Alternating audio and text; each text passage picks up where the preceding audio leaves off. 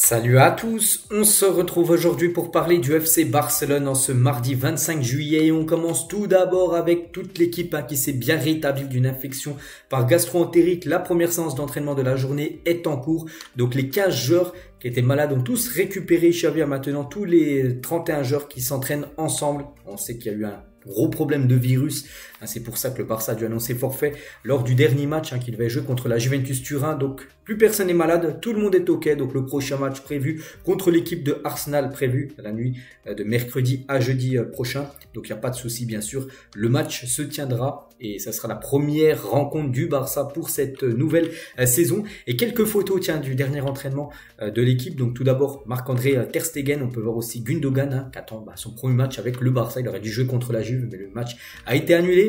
Robert Lewandowski, Frankie de Jong, Ronald Araujo ou même Franck Kessié. Voilà, pour être complet, bien sûr, lors de l'entraînement, bon, il y avait 31 joueurs, j'ai sélectionné bien évidemment que quelques photos. Et Xavi, concernant la saison prochaine, donc il a l'intention de jouer beaucoup avec la formation 3-4-3 la saison prochaine. Un nouveau format, c'est que souvent le Barça utilisait le 4-3-3, mais là ça pourrait être le 3-4-3 qui pourrait être le nouveau système du Barça saison prochaine. Les unes aujourd'hui, Mundo Deportivo et Sport, en gros ça parle de Gundogan, j'ai hâte de jouer avec Pedri en une du journal Mundo Deportivo et la une journal Sport. Donc Gundogan, passion culé, c'est-à-dire passion supporter du Barça, donc parce que Gundogan a été interviewé par Mundo Deportivo et par le journal Sport. Ouais, il a fait quelques déclarations, on va revenir sur ce qu'il a pu dire. Je suis à Barcelone pour gagner le triplé. Donc le triplé, c'est la Liga, c'est la Copa del Rey et c'est surtout la Ligue des Champions qu'il a remporté lui il y a quelques semaines avec Manchester City. Et maintenant, il aimerait remporter cette magnifique compétition avec le Barça, ce qu'on espère. Toujours avec Gundogan, tu ne peux pas dire non au Barça depuis que je suis petit. Je rêve de jouer dans cette équipe et de défendre ce bouclier. Il a également dit, Xavi attend les mêmes choses que j'exige pour moi-même. Il m'a dit de jouer au football au plus haut niveau possible tout en aidant les jeunes à mon poste. Je vais les aider avec mon expérience et ma personnalité. Toujours avec Gundogan, il parle aussi de Mbappé, qu'on va parler tout à l'heure de Mbappé. Donc Mbappé, j'aime jouer contre les meilleurs joueurs du monde, donc s'ils peuvent le signer, ça sera bien pour la Liga. Nous devons jouer, nous améliorer et trouver le niveau dont nous avons besoin pour gagner. Et il parle bien sûr de la Ligue des Champions et des chances du Barça pour gagner cette future LDC. Il a dit oui, j'y crois. La qualité est là, mais il faut aussi de l'esprit, de la cohérence, de la détermination et parfois un peu de chance sur les moments clés d'une saison de Ligue des Champions. Je suis ici pour gagner la Liga, la Coupe du Roi et la Champions League. Donc voilà ce qu'a pu dire Gundogan. Il vient ici avec de grandes ambitions et on espère qu'il puisse faire une très belle saison parce qu'on sait que ça a été un joueur très important à Manchester City, en espérant que ça soit maintenant un joueur très important du côté du club.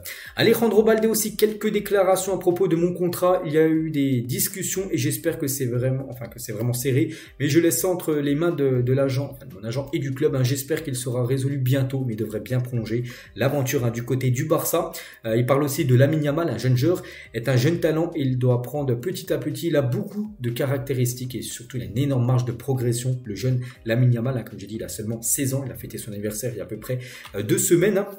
Toujours avec Alejandro Balde, donc en dessous, et comme un frère pour moi, je suis content qu'il soit avec nous et je suis tellement heureux qu'il reste. Enfin, pour l'instant, il est toujours joueur du Barça. Après, il reste encore plus d'un mois de mercato. On verra si Fati sera là le 1er septembre prochain du côté du club. J'ai joué avec Fermín López pendant 7 ans à l'académie, donc la Masia. Il a une grande qualité et beaucoup de talent parce que ce joueur Fermín López est actuellement à la pré-saison, bien sûr, avec le club du côté des États-Unis. Et vraiment, il fait une très belle impression aux yeux de Xavi. Est-ce que je serai titulaire pour la saison prochaine? Il a dit c'est inconnu pour l'instant, il ne sait pas. Bien sûr, les meilleurs joueront parce que il a dit à Xavi, vu que c'est une nouvelle saison, toutes les cartes sont remises en jeu. C'est-à-dire que même s'il a été titulaire saison dernière, donc il va falloir faire ses preuves pour regagner sa place. Il a dit donc c'est inconnu pour l'instant, mais je me concentre sur ce que j'ai fait la saison dernière avec le même enthousiasme et le même objectif. L'objectif est de continuer à se développer. Voilà tout ce qu'a pu dire tout simplement Alejandro Balde. On va parler maintenant de Kylian Mbappé. Pourquoi Mbappé, un joueur du PSG souvent lié au Real Madrid, et pourquoi on en parle du côté du Barça? Parce que d'après l'équipe, moi je vous relaye ce qu'a partagé le site français de l'équipe. Donc un rendez-vous téléphonique est prévu, enfin il était prévu et même fait hier lundi entre le PSG et le Barça pour discuter de l'intérêt des Espagnols pour Kylian Mbappé. Le Barça aimerait pouvoir mettre plusieurs joueurs dans la balance, donc le PSG et le Barça en discussion pour Mbappé. Ça semble très compliqué, on va pas se mentir, je vais vous donner plein d'infos. Donc pour l'instant, voilà, pour moi, c'était totalement du fake et ça se confirme hein, que c'est totalement du fake. Le Barça ne peut pas s'offrir Kylian Mbappé, même si on pense voilà, que ce serait un joueur parfait pour l'équipe. C'est pas possible. Ainsi, le club peut recruter des joueurs, on va dire, du style Oriol Romeu. C'est pas pour signer Mbappé. Hein, si même ce serait un excellent joueur, c'est pas possible financièrement. Donc, des sources fiables du club ont confirmé à Mundo Deportivo que le Barça n'a pas l'intention de négocier pour Mbappé. Donc, de Barcelone nous assure qu'ils n'ont rien à voir avec les rumeurs liant le club à Mbappé. Ils pensent que c'est une tactique du Paris Saint-Germain pour faire pression sur Madrid. De temps en temps, il y a des rumeurs ou même des fake news qui sont envoyées pour mettre pression sur notre club. Et en gros, c'est peut-être par rapport à ça que, vu que le PSG souhaite vendre Kylian Mbappé, c'est pour que le Real Madrid se dépêche de l'acheter. Parce que c'est dire que si le Barça est intéressé, ils peuvent peut-être l'acheter à la place du Real. Donc c'est pour mettre pression en gros sur le Real Madrid. C'est peut-être pour ça en gros qu'on a vu des rumeurs que le PSG et le Barça négocié en gros pour Kylian Mbappé. Et dans le deal qui s'était dit hier, donc il y a 4 joueurs du Barça qui intéressent le PSG en gros. C'était un deal, un échange entre Mbappé et 4 joueurs du Barça. Le premier c'est Dembélé, donc il lui reste un an de contrat et sa nationalité française intéresse les Parisiens. Donc en plus Jules Koundé, donc un autre joueur français qui est également très contrarié de devoir jouer à latéral droit. Frenkie de Jong aussi dans le deal. Et aussi Gavi les gars qui demande une demande spéciale d'Enrique, Luis Enrique. Mais le crack a été clair sur son désir de continuer à Barcelone. Donc voilà, en gros, le deal, c'était Mbappé contre ces 4 joueurs-là. Dembélé, Koundé, Frenkie de Jong et Gavi. On sent vraiment que le truc, il peut pas se réaliser. Le truc quasiment impossible. Donc voilà, pour remettre les choses au clair sur ce qui s'est dit hier, parce qu'il y a des énormes rumeurs. J'ai déjà vu des montages. Tiens, en plus, je vais vous en mettre un montage sur la miniature de Mbappé avec le maillot du Barça. C'est quasiment impossible. Après, ça reste le mercato. On le voit pas du tout signé du côté du Barça, surtout au vu de la financier, ce qu'il y a, les finances du côté du Barça qui sont dans le rouge total. Donc voilà, nous n'avons rien à voir avec cela. Voilà des sources du Barça qui auraient bien sûr les infos sur Kylian Mbappé. Donc voilà, on clôture ce feuilleton-là, on en parlera bien évidemment plus. On va parler d'Arnaud Tenas, donc lui devrait aller du côté du PSG, et ça c'est une info sûre. Donc Tenas qui n'est plus sous contrat du côté du Barça, c'était la doublure saison dernière de Ter Stegen, il a souvent aussi gaulé avec l'équipe B, est proche de signer au PSG pour être la doublure du côté de Paris. Donc voilà, peut-être un joueur qui pourrait prendre lui la direction du Paris Saint-Germain. Manchester United a récemment de nouveau essayé de convaincre Frenkie de Jong, mais ils ont de nouveau échoué. Le joueur est maintenant devenu un membre important du vestiaire du Barça. United l'a maintenant abandonné. Voilà, Manchester a mis de côté tout simplement. Ils ont réessayé de refaire Frenkie de Jong, mais ils ont vu que c'était pas possible parce que le Barça ne souhaite pas du tout lâcher Frenkie de Jong. Il y a 3 ans, Oriol Romeu a écrit un livre. Dans son livre, il a consacré un chapitre entier à Xavi, maintenant son nouveau coach du côté du Barça. Bon, je l'avais dit en plus lors de sa signature. Il avait écrit un livre, la nouvelle recrue au milieu de terrain, Oriol Romeu.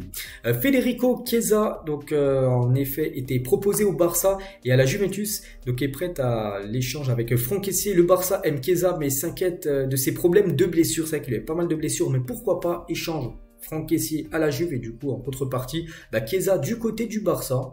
Pourquoi pas, on sait qu'il y a eu des échanges dans le passé comme Arthur Melo avec Pjanic, Barça, Juve, pourquoi pas la même chose avec Chiesa cette fois-ci et Franck Kessié. Si Torres ne part pas, l'avenir d'Abdé sera en danger.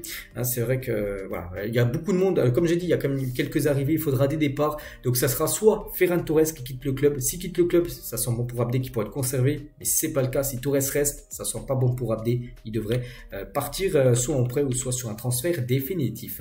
L'équipe de Al Hilal vise Robert Lewandowski pour 2024, bien que le joueur affirme qu'il n'envisage pas actuellement l'Arabie Saoudite. C'est qu'il a refusé une grosse offre d'Arabie Saoudite sur ce mercato. Après, l'équipe de Al Hilal reviendra, on va dire, à l'action sur le dossier Lewandowski l'année prochaine, l'été 2024, pour essayer de signer l'attaquant polonais. Le club a conçu un plan anti-blessure que Pedri suivra cette saison. Le plan consiste à faire du travail physique ainsi qu'à suivre un régime très strict pour éviter les blessures. On sait que une vie de sportif, surtout une vie de footballeur, c'est des matchs tous les 3 jours, puis les blessures sont un risque très élevé. Et voilà, donc il va faire un travail très physique et surtout une alimentation très stricte pour éviter toute blessure. Et toujours avec Pedri, donc si Pedri joue encore 45 minutes en 3 matchs supplémentaires, le Barça devra payer 5 millions dans le cadre de l'accord avec Las Palmas. Il y avait eu des bonus, tout ça. Et voilà, maintenant ils sont très proches, le Barça, de verser encore cette somme de 5 millions d'euros si Pedri joue 45 minutes dans les 3 prochains matchs. Voici comment l'équipe du Barça Athletic se prépare pour cette saison. Donc tout d'abord, 18 joueurs sont partis cet été. C'est vrai que l'équipe B, il y a eu enfin une bonne partie du groupe qui a quitté le club. Donc 6 signatures ont été faites jusqu'à présent. L'équipe impliquera fortement les joueurs du Jovini, donc l'équipe U19. Il y aura beaucoup de joueurs de l'équipe du U19 qui intégreront le Barça Athlétique, l'équipe B. Donc voilà, concernant cette équipe réserve, je vous donnerai à chaque fois les résultats comme je l'ai fait bien évidemment au cours de la saison dernière. Ricky Puig qui est en Saint-Georges, je suis fan du Barça. Je l'ai su à chaque match. Laporta m'a dit de ne pas partir et voulait que je renouvelle. Mais pour moi, mon football, je devais partir et surtout avoir du temps de jeu. Il a également dit si Xavi ne m'a pas donné de minutes, c'est parce qu'il pensait que je n'avais pas le niveau ou que d'autres avaient un niveau supérieur à moi. Je suis fan de Barcelone, je l'ai su à chaque match. Donc il a également dit ce n'était pas dégoûtant de quitter le Barça, mais c'était triste parce que j'étais depuis l'âge de 14 ans. Je n'ai aucune rancune dans le football, tout peut arriver et nous pouvons à nouveau nous croiser, bien sûr, dans le futur. Donc voilà ce qu'il va dire bien sûr sur Ricky Puig. Mais on peut voir qu'il s'est désabonné quand même de tous les comptes affiliés au Barça sur Instagram. Il suivait le Barça, voilà le Barça, toutes les catégories du Barça. Et du coup il s'est désabonné de tout. Ricky Puig maintenant qui est joueur du côté des États-Unis. La signature entre guillemets horreur de Gustavo Maya, un joueur qui a été recruté par le Barça mais qui a floppé totalement, et c'était Bartomeu, l'ancien président, qui voulait actuellement, enfin à l'époque, donc signé pour 4,5 millions d'euros par Bartomeu de Sao Paulo. Donc il n'a joué que 8 matchs pour le Barça Athlétique, donc l'équipe B seulement 283 minutes, 0 but, 0 passe D en 8 matchs, très moyen. Et il avait été prêté à Porto Alegre et à Valencia Mestalla où il a floppé totalement. Donc voilà, ça a été un énorme flop comme il y en a eu quelques-uns du côté du Barça. C'était Bartomeu qui le voulait, il pensait qu'il allait rayonner au Barça. Et non, il l'avait vu totalement fou, on peut dire. Et on finit cet épisode avec Ousmane Dembélé, les discussions entre Dembélé et le Barça concernant une prolongation jusqu'en 2027. Avant, ça sent bon. Voilà, concernant Dembélé qui devrait prolonger l'aventure du côté du club. Donc voilà tout ce qu'il y a à dire aujourd'hui. J'espère que ça vous a plu. On se retrouve demain mercredi 26 juillet pour le prochain numéro. Je vous souhaite un bon mardi et à demain.